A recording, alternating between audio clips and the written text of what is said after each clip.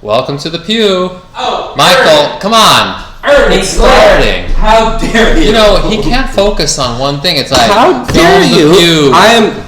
Go wash my face. I'm not washing my face. I was in the fucking shower, for God's sake. I was just taking a shower.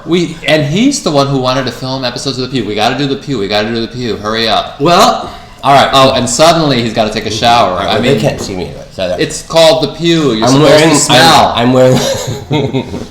Well, we do stink. Well, you don't stink as much anymore. No, you just took a shower. I know. I smell really good. Irish Spring. German Spring. Okay, so what are we going to talk about today? You wanted to talk about Party Monster. Well, I don't want to talk about Party Monster. That's what the viewers. The viewers are demanding to know: is this true? Is that true? Is that false? Is that not? Now, there are certain things that I can talk about, and certain things I can't talk about because Esther will get mad at me. I can go ahead and say it. I'm going to say it. This is a truthful show. I'm not going to hide anything from people. Right. The truth is, it's all Esther's fault. It's all his editor's fault. It's not actually that he was so fucked up and high that he can't actually remember what happened. Right. I'm not allowed to talk about it because one of the... I don't even know if I'm allowed to say this. But one of the issues that book publishers are having with my book is that I talk too much. He's written a tell-all and already told all. Yes, I'm telling all. Nobody wants to read the tell-all. I'm telling all instead of letting the book tell all. So they're complaining. So I'm not allowed, basically, right now to talk about anything that's in the book. I can only talk about things that are not in the book. Well, why don't you talk about what's in James St. James's book? Yes, okay. Well, but that's not about your book. No. But the things... Or you can talk about Party Monster the movie. Well, if you're going to really talk... I talk in my book about things that are in James's book that are not true, and also in the movie.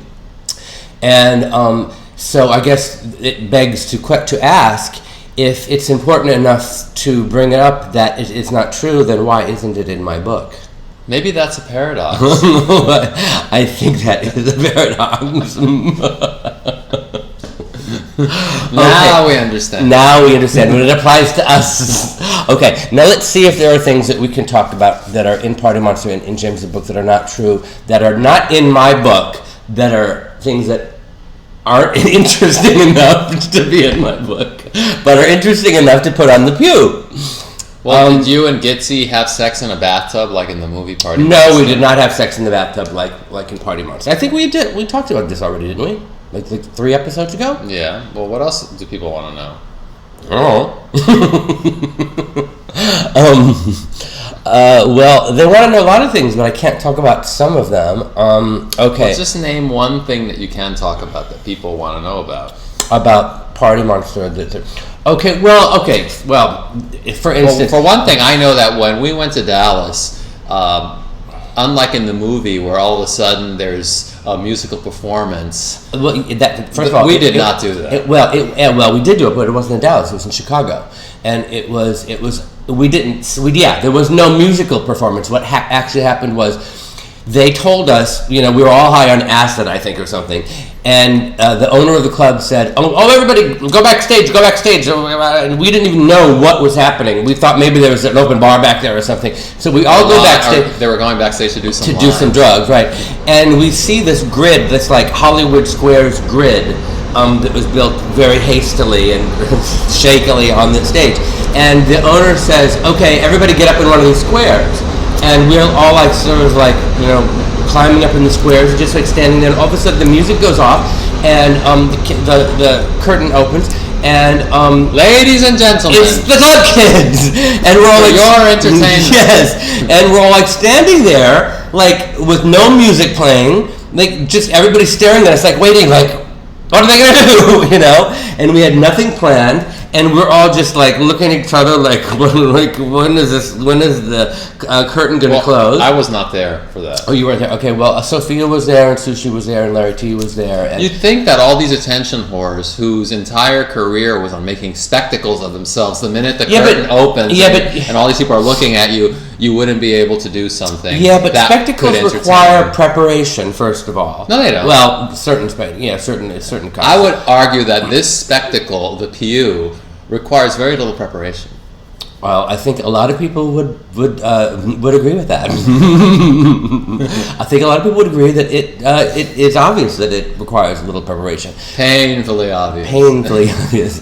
But yeah, that's one thing that never happened. And I did not sing Money, Success, Fame, Glamour. In fact, that song, interestingly enough, was written and originally sung by Randy and Fenton, the fabulous Pop-Tarts, who just happened to be the producers of this movie, as if they wanted their song finally to be in a movie. Well, that's one possible explanation. I wonder if that's what happened. Well, either that happened or they called hundreds of people who own the rights to other songs and said, can we use them for our movie about Michael Alig? And they said, fuck, no. Well, but you know what, that did happen. You know what song that happened to? You know the popcorn song that was good. The one that Lady 70s Bunny... 70s disco classic. Well, the one that Lady Bunny always does the... It's a 70s disco classic. The one that Lady Bunny always does the Bunny does. Yeah. Anyway, they called the singer, not singer, the producer or whatever. The rights writer. What? The person who holds the rights to the song. To that song. They wanted to play that song while James and I are baking Special K. And...